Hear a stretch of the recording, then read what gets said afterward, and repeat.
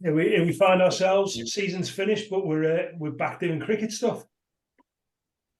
It's good, isn't it? We never let the off season last too long, Jez. Just a couple of weeks in, and we're all good and ready to go again. Absolutely. So talk us through what we're doing here. Right, so we came up with a concept off the back of performance of the week that we'd almost take it even further, if you like, and we've gone for a performance of the season. So we're looking to keep that feature running really a little bit and just keep people engaging with these things, because we had such a good take up on the performance of the week every week, and people were talking about it and stuff. So we thought, why not carry on into the next bit of the season? So. Well, outside of the season, I should say. So, yeah, looking forward to seeing how all of this goes. There's some cracking performances in here, which we can talk a bit more about in a little while. Yeah, no, absolutely. And I think it's been one of those that, we can't help but thank Hearst Bakery, who've been fantastic supporters and sponsors of this. They've given prizes to us every week. So, yeah, massive thanks to the guys at Hearst Bakery. If you've not been fortunate to win one of the performances of the week, and I've got your voucher here, Matt, for the last week of the season. Excellent, thank you. It depends. I might go and get my breakfast. Well, yeah, fair enough. With it, unless you claim it quickly. But massive thanks to those guys, because without those guys supporting us, we wouldn't be able to run such a competition. So huge thanks to those guys. So how's this going to work? Talk us through it. Right, so it seems a bit complicated, doesn't it, at first glance, because we had 21 winners of the Hearst Bakery voucher. Obviously, we had one rain-off week.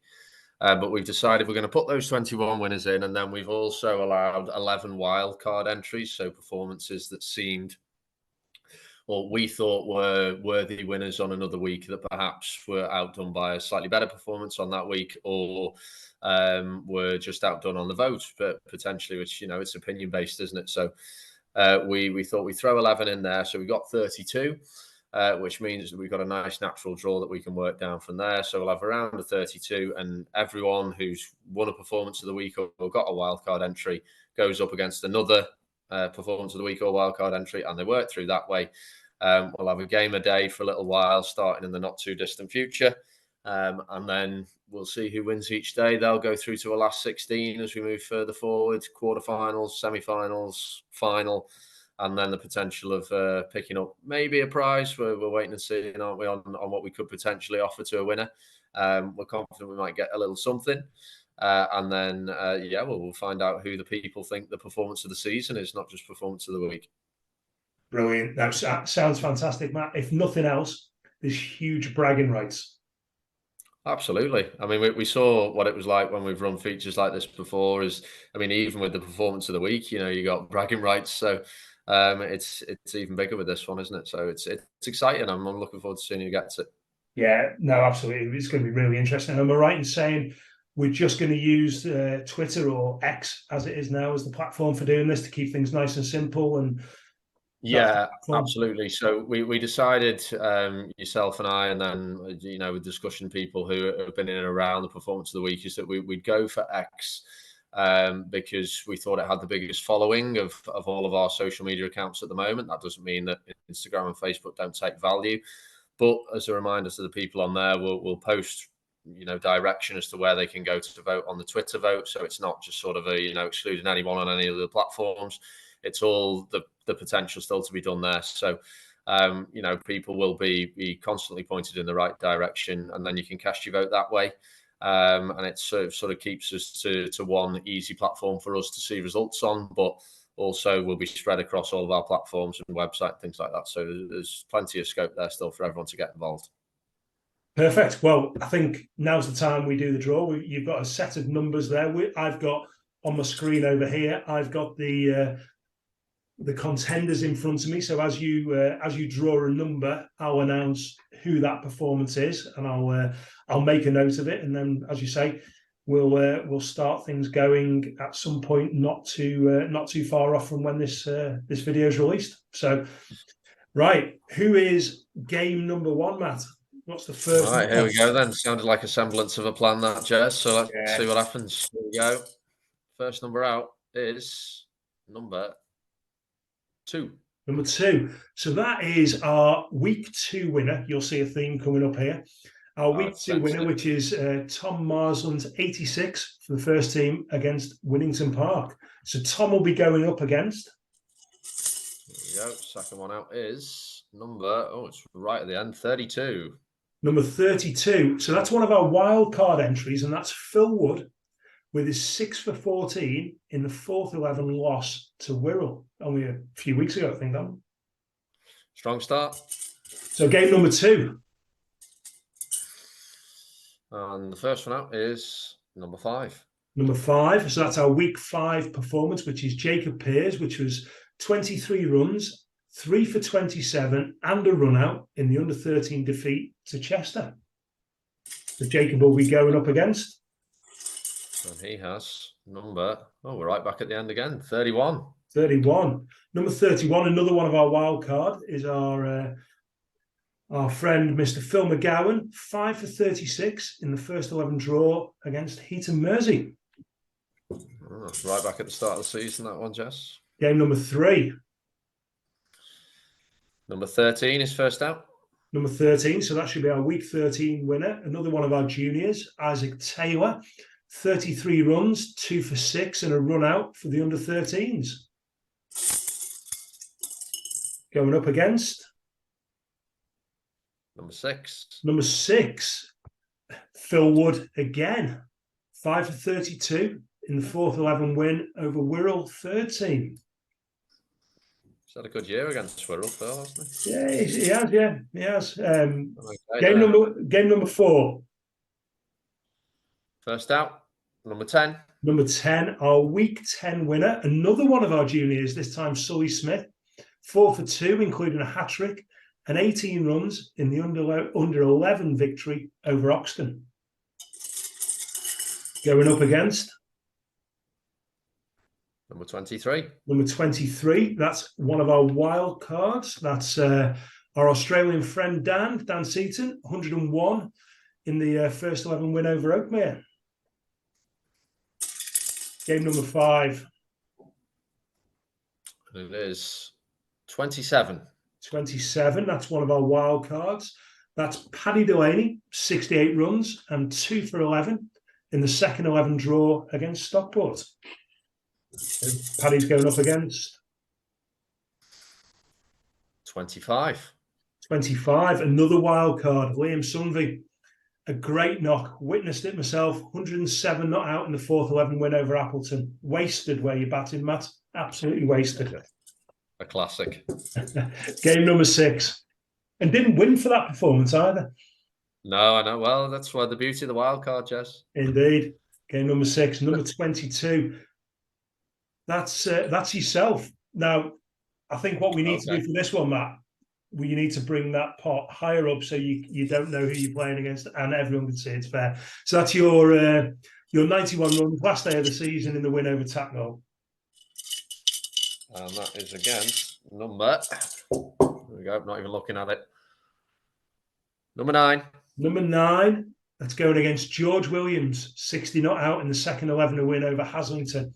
I watched both of those performances and I reckon George's was better than yours, mate. Thanks, mate. Appreciate that. You'll be able to see where my vote gets cast as well. George is a good lad. Game number 7. 17. Number 17. Another Australian, that's Chelsea. Chelsea McClary, 1 for 32, 2 run-outs and 70 not out in the ladies' win over Norwich. Great performance. Going up against? Back in the wild cards, 29. 29. Right, okay. Going up against Sophie. Sophie Morris, 5 for 57. Boy, I've got someone else's teeth in there. 5 for 57 in the first 11 loss to Northwich. A bit of a grudge match. I like it. Game number 8. 26. Number 26 is... And we had 26, have we? You know what? I've messed up here. Game number 26 is actually Liam's 107. It was game number 25 earlier. So that was, I apologise, that was Paddy going against Dave Williams, 5 for 40 in the first 11 win. So game number 26, this is Liam now. Sorry, I've messed up there. Right. We don't profess to be perfection, Jess. Yeah, absolutely. It wouldn't be a proper Upton thing if we didn't mess up somewhere along the way. Absolutely. It's got to come in somewhere, hasn't it? Yeah, so Liam, definitely Liam going up against number 15. I'll just double check this. Another one from Phil McGowan. 4 for 49 and 29 runs in the first 11 win against Barrow. Lovely. It's interesting how Phil put these wild cards together and he's managed to get himself in a few times. Well, there he is. Yeah, strange, isn't it? Yeah. Funny how those things happen. It is. Game number 9. Number 30. Number 30 is Lily Scudder. 5 for 20 in the ladies' loss to Appleton. Going up against? Faces number 4.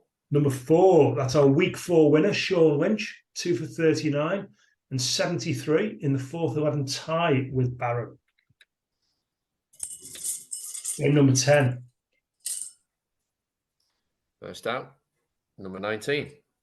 Number 19, our week 19 winner, Joe Green. I think Joe features in here a couple of times.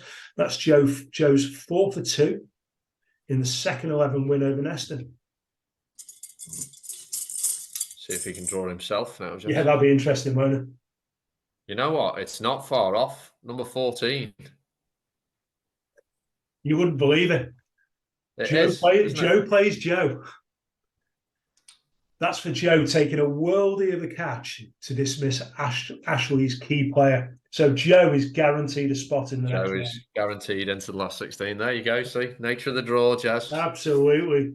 Week 11. Genuine, complete potluck as well. What's that, sorry? Complete potluck. I didn't even look at that number at all. I saw it come out and I thought, there you go. Yeah. Next one. Game number 11. 24. 24, another one of our wild cards, which is Karan Patel.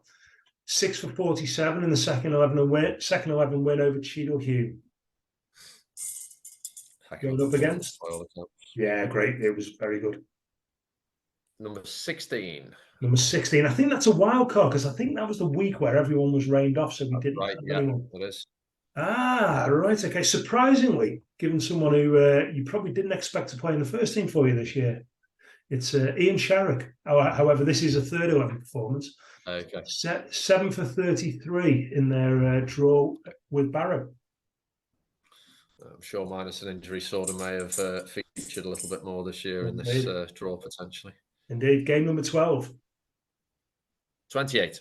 Number 28, one of our wild cards, is Nathan Jones. 5 for 46 in the third 11 loss to Maritime. Going up against? Number 8. Number 8, that's our week 8 winner, which is Connor Langton. 3 for 33 and 62 runs in the 4th 11 win of the Frodsham. Game number 13. The very first one. Number 1. Winner, the inaugural winner. That's Dave Stewart. 50 not out for the second 11 against Stockport. Going up against? And that plays number 3. 3. That's Dan Seaton again. 73 not out and 3 for 41 for the first 11 against Ashley. So game number 14. 18. Number 18. That is Faz Ahmed, 110 not out, a wicket and a catch in the third 11 draw with Runcorn. Fantastic to see Faz get that ton. A people's favourite, that one. I think that was on the same day Dan got his ton as well. Yes, it was, of course. Yeah. So it's a good weekend, that one. It was, yeah. So Faz going up against number 12. Number 12. Number 12 is Elijah Gosney, 4 wickets in 1 over, including a hat-trick for the under-11s. So one of 2 hat-tricks for the under-11s. So please tell me, Matt, you've got 4 numbers left. I have got 4 numbers left, Jess. It's working. An exact science at the moment. Game number 15. It's when we now repeat one of the numbers, Jess. Yeah. Number 11. Number 11 is Dan Owen, 126 not out in the first 11 win over Ainsdale and the Echo. Absolutely fantastic knock, one of the best knocks, not to sway any of the voting, because by the time people get to game number 15, they'll have forgotten about what I've said here, but absolutely tremendous knock, that one of the best knocks at Upton in a long time. Yeah, agreed. Place number 7. number 7, which is Phil Wood again. Interesting. 2 tons going up against each other. So this is Phil's 113 and 4 for 23 in the 4th 11 win over Wirral Threes. It's a blockbuster first round game, that one, isn't it, Jess? That's a huge one, that. And the final pair, I can't remember, looking at the list here, I don't know who's not come out. Julian's not come out yet. I'm going to test myself here. This should, without looking at this should be Julian against Gary Doherty. Let's find out. It should be. I'm going to make a fool of myself potentially. Number 20. Gary Doherty, 6 for 43, including a hat-trick in the 3rd 11 win over Ashley. And I know you're right with the other one because I was there very briefly. Should be number 21. Should be 20. Yes. 21. Julian James, 114 in the 3rd 11 draw with Barrow. Tasty fixtures there, Matt. It's going to be good. Yeah, I like that. I think with number 15, I think, as we said, it's probably a bit of a blockbuster one there with Dan v Phil, but some cracking games further down, and it's good to see. I like the Joe v Joe. That'll be a classic as well. But no, very good, mate. There's a lot of good performances there, aren't there? And probably a lot that we've missed out as well, potentially, that could have made the wildcard list. There were a lot of great performances this year. Yeah, absolutely. So I think the plan is now this will go out, and then the draw will follow a day or so later. Yeah, absolutely. Perfect. Enjoy. Thanks, Jess. Good voting. Cheers, guys.